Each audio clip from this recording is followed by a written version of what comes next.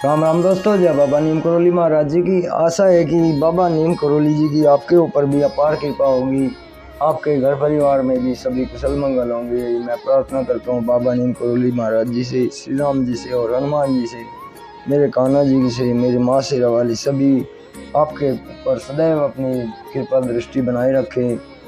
दोस्तों, आज मैं आपको सुनाता हूँ श्रीमद् वाल्मीकि रामायण अयोध्या कांड का 45वां सर्ग। श्री राम का पूर्ववासियों से भरत और महाराज दशरथ के प्रति प्रेम भाव रखने का अनुरोध करते हुए लौट जाने के लिए कहना। नगर के वृद्ध ब्राह्मणों का श्री राम से लौट चलने के लिए आग्रह करना तथा उन सब के साथ श्री राम का तमसा तट पर पहुंचना। उधर सत्य पराक्रमी महात्मा श्री राम जब वन की ओर जाने लगे, उस समय उनके प्रति अनुराग रखने वाले बहुत से अयोध्यावासी मनुष्य वन में निवास करने के लिए उनके पीछे पीछे चल दिए। जिसके जल्दी लौटने की कामना की जाए, उस स्वजन को दूर तक नहीं पहुंचना चाहिए इत्यादि रूप से बताए गए सौहार्द धर्म के अनुसार जब राजा दशरथ बलपूर्वक लौटा दिए गए, तब भी जो श्री राम जी के रथ के पीछे पीछे लगे हुए थे, वे अयोध्यावासी अपने घर की ओर नहीं लौटे, क्योंकि अयोध्यावासी पुरुषों के लिए सद्गुण संपन्न महायशस्वी श्री राम पूर्ण चंद्रमा के समान प्रिय हो गए थे।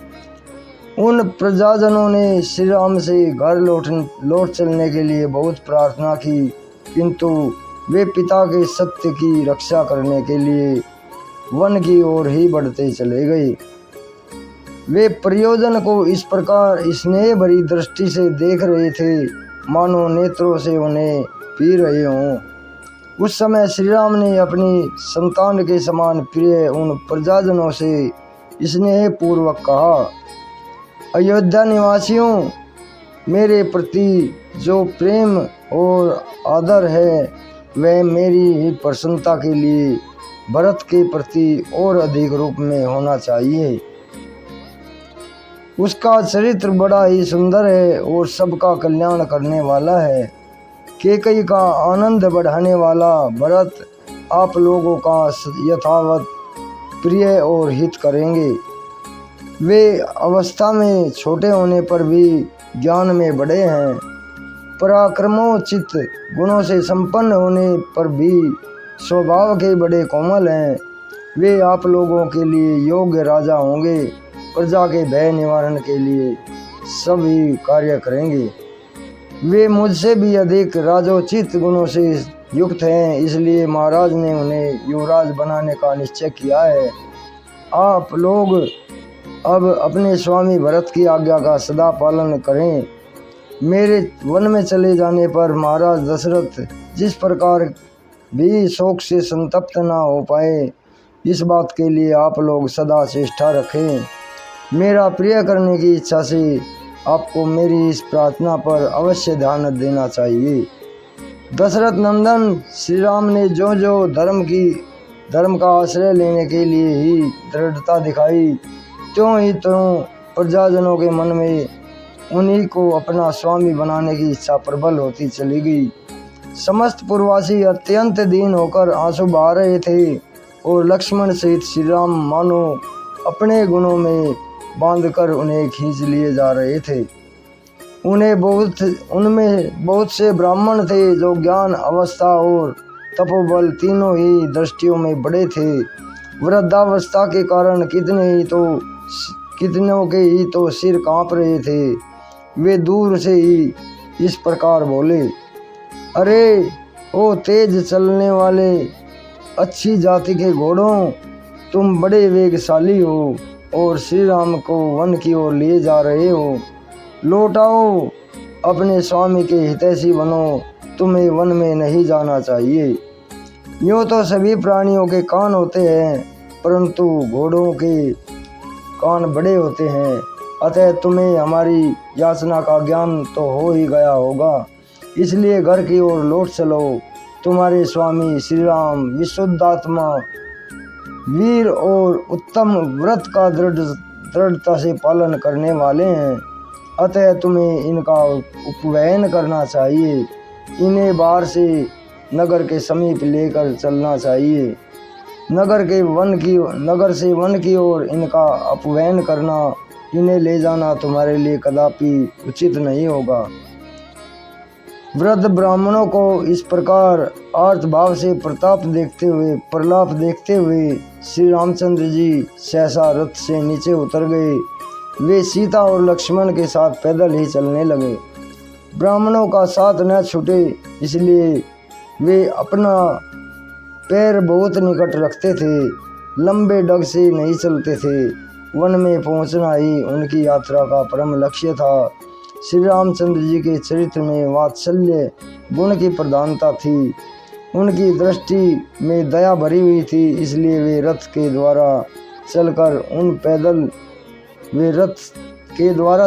उन पैदल चलने वालों ब्राह्मणों को पीछे छोड़ने का साहस न कर सके। श्री राम को अब भी वन की ओर जाते ही देख ब्राह्मण मन ही मन घबरा उठे और अत्यंत संतप्त होकर उनसे इस प्रकार बोले, रघुनंदन, तुम ब्राह्मणों के हितैषी हो, इसी से यह सारा ब्रह्मांड समाज तुम्हारे पीछे पीछे चल रहा है। इन ब्राह्मणों के कंधों पर चढ़कर अग्निदेव भी तुम्हारा अनुसरण कर रहे हैं। वर्षा बीतने पर शरद ऋतु में दिखाई देने वाले सफ़ेद बादलों के समान हमारे इन श्वेत छत्रों की ओर देखो, जो तुम्हारे पीछे पीछे चल पड़े हैं। ये हमें वाजपेयी यज्ञ में प्राप्त हुए थे, तुम्हें राजकीय श्वेत छत्र नहीं प्राप्त हुआ, अतः तुम सूर्य देव की किरणों से संतप्त हो रहे हो। इस अवस्था में हम वाजपेयी यज्ञ में प्राप्त हुए इन अपने छत्रों द्वारा तुम्हारे लिए छाया करेंगे। वत्स, हमारी जो बुद्धि सदा वेद मंत्रों के पीछे चलती थी, उन्हीं के चिंतन में लगी रहती थी, वही तुम्हारे लिए वनवास का अनुसरण करने वाली हो गई है। जो हमारे परम धन वेद हैं, वे हमारे हृदयों में स्थित हैं। हमारी स्त्रियां अपने चरित्र बल से सुरक्षित रहकर घरों में ही रहेंगी। अब हमें अपने कर्तव्य के विषय में पुनः कुछ निश्चय नहीं करना चाहिए। हमें तुम्हारे साथ जाने का विचार स्थिर कर लेना चाहिए, और हमने अपना विचार स्थिर कर लिया है, तो भी हमें इस अवस्था में अवश्य कहना है कि तुम भी ब्राह्मण की आज्ञा के पालन रूपी धर्म की ओर से निरपेक्ष हो जाओगे। तब दूसरा कौन प्राणी धर्म मार्ग पर स्थित रह सकेगा। सदाचार का पोषण करने वाले श्री राम हमारे सिर के बाल पककर हंस के समान सफ़ेद हो गए हैं, और पृथ्वी पर पड़कर साष्टांग प्रणाम करने के इसमें धूल भर गई है।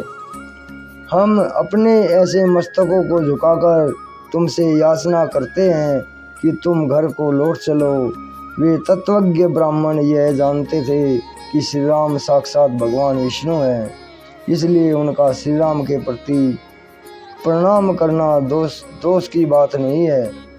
इतने पर भी जब श्री राम नहीं रुके तो वे ब्राह्मण बोले, वत्स, जो लोग यहाँ आए हैं इनमें बहुत से ऐसे ब्राह्मण हैं जिन्होंने यज्ञ आरंभ कर दिया था, अतः अब इनके यज्ञों की समाप्ति तुम्हारे लौटने पर ही निर्भर है।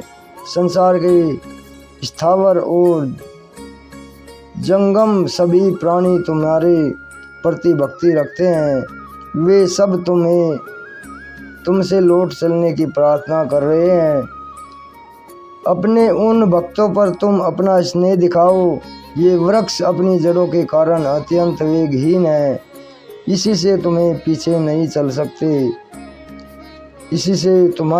नहीं चल सकते, परंतु वायु के वेग के इनमें जो सनसनाहट पैदा हो रही है, उनके द्वारा ये ऊंचे वृक्ष मानो तुम्हें पुकार रहे हैं। तुमसे लौट चलने के लिए प्रार्थना कर रहे हैं। जो सब प्रकार की चेष्टा छोड़ चुके हैं, चारा चुगने के लिए भी कहीं उड़कर नहीं जाते हैं और निश्चित रूप से वृक्ष के एक स्थान पर ही पड़े रहते हैं, वे पक्षी भी तुम्हें लौट चलने के लिए प्रार्थना कर रहे हैं, क्योंकि तुम समस्त प्राणियों की पर कृपा करने वाले हो। इस प्रकार श्री राम से लौटने के लिए पुकार मचाते हुए ब्राह्मणों पर मानो कृपा करने के लिए मार्ग में तमसा नदी दिखाई दी, जो अपने तिर्यक प्रवाह तिरछी धारा से श्री रघुनाथ जी को रोकती हुई सी प्रतीत होती थी। वहां पहुंचने पर सुमंत्र ने भी थके हुए घोड़ों को शीघ्र ही रथ से खोलकर उन सभी को नहलाया और फिर रथ से खोलकर उन सबको टहलाया, फिर पानी पिलाया और नहलाया। तत्पश्चात तमसा के निकट ही चरने के लिए छोड़ दिया। इस प्रकार श्री वाल्मीकि निर्मित आर्ष रामायण आदि काव्य अयोध्या कांड में 45वां सर्ग पूरा हुआ। जय श्री राम, जय बाबा नीम करोली महाराज जी, जय हनुमान जी की। हे राम। दोस्तों, ये श्रीमद् वाल्मीकि रामायण अयोध्या कांड का 45वां सर्ग पूरा हुआ है। कल मैं आपको इसका 46वां सर्ग सुनाऊंगा। सीता और लक्ष्मण सहित श्री राम का रात्रि में तमसा तट पर निवास, माता पिता और अयोध्या के लिए चिंता करना तथा पूर्ववासियों को सोते छोड़कर वन की ओर जाना। तो अभी आज्ञा लेता हूँ दोस्तों। जय राम जी की, जय हनुमान जी की, जय बाबा नीम करोली महाराज जी की।